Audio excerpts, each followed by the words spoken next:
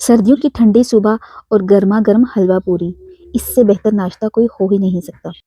आज मैं आपके साथ शेयर कर रही हूँ रवायती देसी हलवा पूरी की आसान और आजमूदा रेसिपी। सबसे पहले मैदा को अच्छी तरह से छानकर उसमें नमक और घी थोड़ा सा शामिल किया और इसको अच्छी तरह से मिक्स करके इसमें पानी डालकर इसका नरम सा आटा गूंदकर इसको रेस्ट करने के लिए ओवरनाइट रख दिया इसको फ्रिज में, ताकि हमारी पूरियाँ ज़्यादा खस्ता और फूली हुई बने।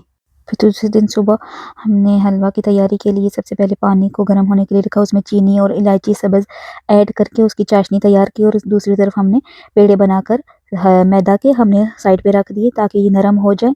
अब पैन में देसी घी और सूजी को ऐड करके उसको खुशबू आने तक हल्का सा उसको ब्राउन कर लिया, भून लिया उसको, और फिर इसमें चाशनी को आहिस्ता आहिस्ता ऐड किया। बस देखते ही देखते हमारी सूजी फूल कर डबल हो गई और हमारा हलवा तैयार हो गया। उसकी खुशबू से किचन पूरा भर गया और इसमें थोड़ा सा मैंने फूड कलर भी ऐड किया था और उसको मज़ीद थोड़ी देर के लिए अच्छी तरह से भून लिया और हमारा हलवा बिल्कुल बनकर रेडी हो गया था। ये आप देख सकते हैं वीडियो में।